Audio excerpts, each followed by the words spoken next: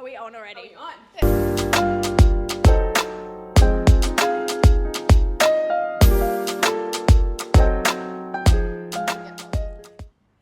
I think the thing that I would tell people is you would not believe how difficult it is to try to get bulky.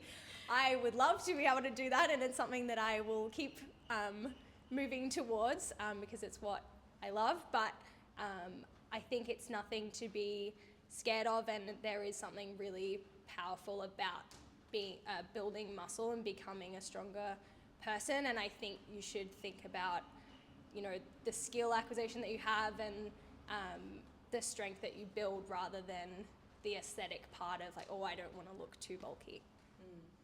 I think in a lot of cases the form follows the function, right? And if you spend a lot of time getting really strong and capable, then your body is going to adapt to allow yourself to do that even better. And if you're scared of that, you're kind of missing out on learning what you're capable of. And it's really nice to just be able to trust your body and know that it's going to be strong and able to do anything that you ask of it. I think that I'd prefer to feel strong than be worried about, looking a particular way. I think focusing on in CrossFit, improving a deadlift or a back squat or a time on a benchmark workout is so much more rewarding than worrying about what you look aesthetically. And the aesthetic things will come in time and you can change them and adapt them. But I think in the meantime, focusing on skills and strength is really rewarding.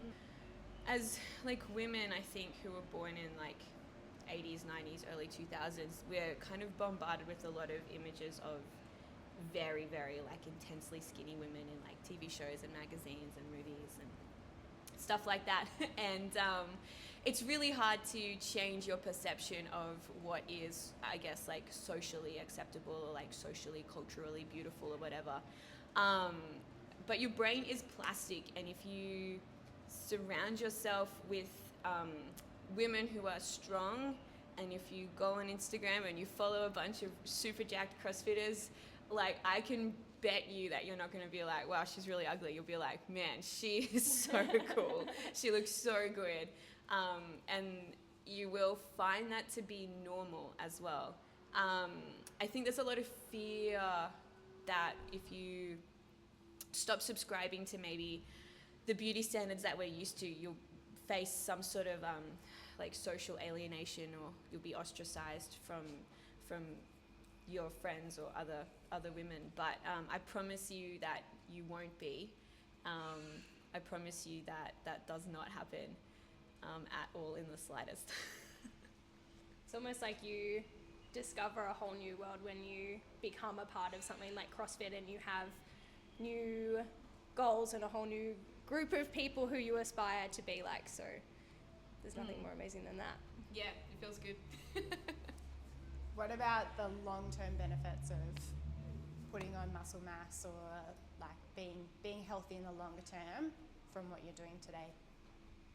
We know that with aging, unfortunately, I could talk about this for a very long time. We know that with aging, you, particularly with women, when you go through menopause, your body stops producing, definitely don't quote me on this, but your estrogen levels drop, and therefore as a result you lose a lot of bone density, and it's harder to maintain muscle mass. So resistance exercise and impact training are the two best ways to build your bone density and to maintain your bone density. We also know that muscle mass is a massive predictor of a fall risk. So when you're training in the gym, the more muscle mass that you can put on and maintain, and the better your bone density is, when you're an old lady, you're way less likely to fall and break a hip or anything like that. So the long-term benefits of maintaining and building muscle and your bone density mean that you'll just be way more functional and capable in your later life. And that goes for men too. It's not just women, but women tend to be the most affected by those changes in hormones and bone density as they age. it's not it's not a done deal. If you pick up training in your 40s or 50s, it's not over for you. Like, you don't have to write yourself off. You can still maintain, and you can build muscle mass well into your 90s. You can, you can stop your sort of like decline of bone density and things like that. Like, you're never too late to start this. So I like to think about that when I'm training in here, that anything that I'm like doing that feels really hard, I'm like, yeah, but future Keely, she's gonna love this. Training for like your 70-year-old, 80-year-old, 90-year-old self is where it's at. Yeah, absolutely. And I think that we don't actually know what like women are capable of. We don't really know our athletic ceiling either. There's a lot of cultural, I guess, like mores of women should not be bulky, but I mean, we look at all the women doing CrossFit, like the women that I train with, and they're outrageously athletic, and I think it's probably more of our natural state to have that muscle mass and to be athletic. I think that's what we're built for. We're built to move. Humans are built to move, and it's really exciting to kind of see what we're capable of.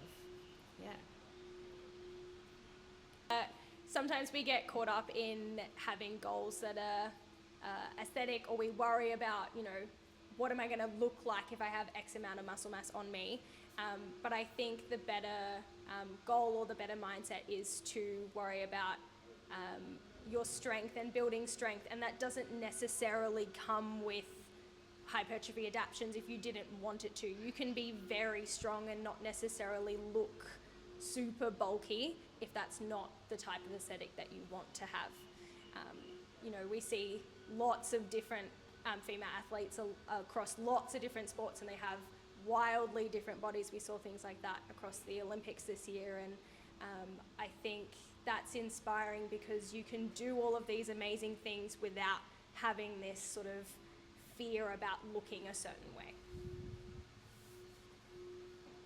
Is that basically cover it? Yeah, like you can still, if you're someone who is worried about not being feminine, I think you can still do all that and still be very, very strong and capable.